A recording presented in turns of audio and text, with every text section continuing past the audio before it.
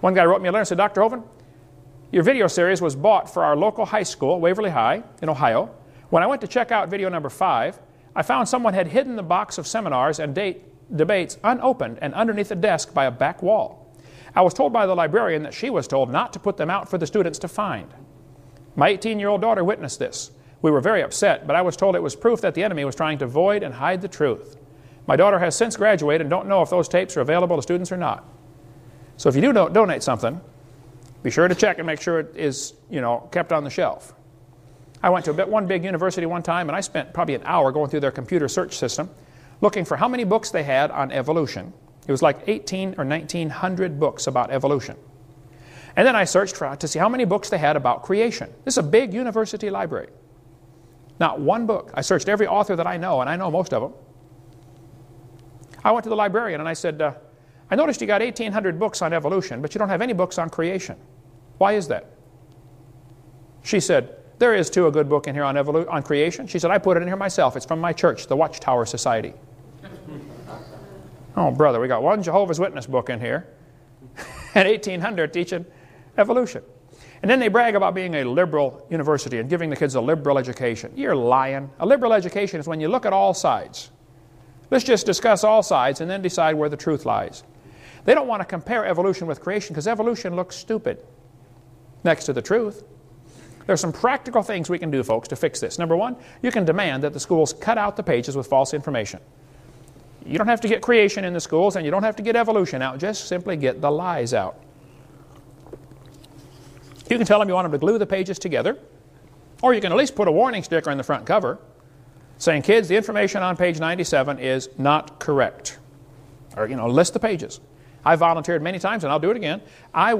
If you will send me your textbook, I will check the pages that need to be torn out, and I'll make a tape recording while I'm traveling someplace, and I'll hand you the tape, and it'll say, the information on page 84 is wrong, tear that page out, and, page 217 is wrong, and I'll list the pages.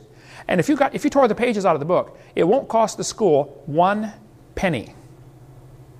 I'll show you. It's so simple. Because the first objection they're going to say is, oh, this would cost the schools a lot of money. Won't cost them a penny. How many of you would volunteer to tear the pages out of the books and bring your own scissors? Let me see. There you go. So when you go to your school board, hand them a list of 500 names and say, these people are willing. When would you like it done? Won't cost a thing. Look, the book is not sacred. It's made out of paper, If you bought it, the county bought it, it belongs to the school. If you want to tear a page out, that's perfectly fine. I was in a debate with a professor at university. I was just speaking at UWF here a year or so ago, and I mentioned tear the page out of the book, and this one professor said, I don't think we should deface textbooks. I said, well, sir, if you were teaching math and you came across a book that said, 2 plus 2 is 5, what would you do? He said, I would tell the students to mark out the wrong answer and write in the right answer. I said, oh, you would deface a textbook? I said, now, sir, if you were teaching biology and you found a book that said the embryo has gills and you know that's proven wrong in 1874, what are you going to do? He said, well, nothing. I said, you wouldn't correct it? He said, no. I said, well, then you, sir, are a hypocrite. And you got no business using tax dollars to lie to these kids. You ought to get a different job changing tires or picking peaches and work for a living for a change. Guys like that burn me up, brother. Like a leech, sucking on somebody else's blood that they built, Number 4, you can give the kids my little brainwashed book.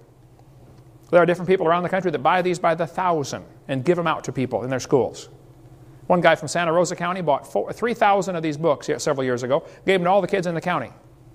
They're going to have a hard time teaching evolution for a while over there.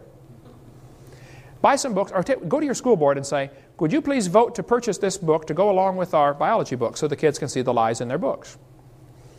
If the school board buys them, great. If you get them, more than 10, you get them for $1 a piece. If the school board says, no, we don't want those books in school, then you run a full-page ad in your paper, stop by the following address and pick up the book the school board banned. Now the kids will get it and read it. Yeah. Florida has a law. They've changed the number now. It used to be 233.09E, I believe. But they changed it so people couldn't find it, I guess. It's now Florida Statute 1006.35, Accuracy of Instructional Materials. Do you know, state of Florida legislature can vote to recall books if they're not accurate. They can write letters to the publishers and demand that they change the books. The law is on the books, folks. The textbooks are supposed to be accurate, but they're not. They contain 50-some lies in every textbook I've seen. Get the pages out. Texas has a law requiring textbooks to be accurate. Wisconsin has a law requiring textbooks to be accurate. Alabama has a law that says textbooks shall be adequate and current. Well, if they're still teaching the baby has gill slits, they're not current. They're 128 years behind the times. Alabama used to have a sticker. They modified it now, watered it down some, but the sticker used to say, this textbook discusses evolution, a controversial theory. And students need to learn there's a difference between microevolution, which is a fact, and macroevolution, which is not a fact. Go Bama. California has a requirement, textbooks shall be factually accurate. Many states have this requirement, but they're just simply not enforcing it. Did you know the publishers will publish a special book just for our state? If the committee got together and said, look, Glencoe, we like your book, however, we want you to take out chapter 3. Or take out the following pages. Do you know how much money is spent just in one school district on textbooks? A publisher would be foolish not to turn down a contract for $750,000. They'll publish a special book. They do it all the time for different states. Get on that committee and do something about it. You can also, parents, be aware that your kids can be exempted from anything you don't want them taught. If you don't want your kids taught evolution, you sign a little paper that says, I do not want my student taught evolution. It's against my religious convictions. Have it notarized, sign, and give it to the school principal, the teacher, superintendent. And if they do teach your kid evolution, or if they say, oh, you've got to stay in class, then you can simply say, do you discriminate against people because of their religion? Ooh, that'll get their attention. Here are some pitfalls you got to watch for in your school. I've seen this so many times. If the school is going to have a good program, some left-wing liberal will make sure that it's an opt-in program. In other words, you have to get parents' permission to go to the program. This happens all the time when I speak in schools. The kids have to come back with a note and saying it's okay for me to go to Hovind's program. But if you're going to have some homosexual speak in your school, or some lesbian about the gay lifestyle, which is not gay at all, and it's not a lifestyle, it's a death style. If they're going to speak in your school, they'll make sure it's an opt-out program. You see the difference? In other words, you have to get a note in order to not come. But if it's a good program, you got to get the note to go. And if it's a bad program, you got to get a note to not go. They don't want a level playing field, folks. And if you have a superintendent or a school principal that tries that one, you ought to help him get a different job too. Put the pressure on. He just needs to find a new job, maybe in a new county someplace. Some practical steps you can do. Number one, kids, don't confront your teachers publicly. Try to talk to them after class. Now listen carefully. If you are late to class frequently, if you're a troublemaker or a goof-off, if you never do your homework, if you don't pay attention in class, then please don't tell them you're a Christian. Shut your mouth. First, be a good student.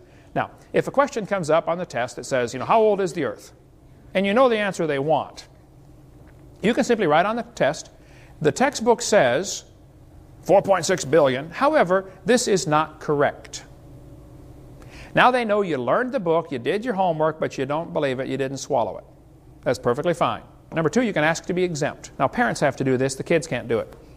I am not positive of that statement, but I believe it has to be done by the parents. You have to say, I want my child exempt from anything that's against our religion. Sign a note, give it to the school.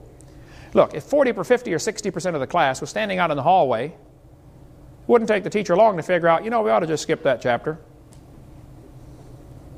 I had one guy call me up one day, he said, Brother Hovind, my second grade daughter has watched your videotapes probably 50 times. She can quote them.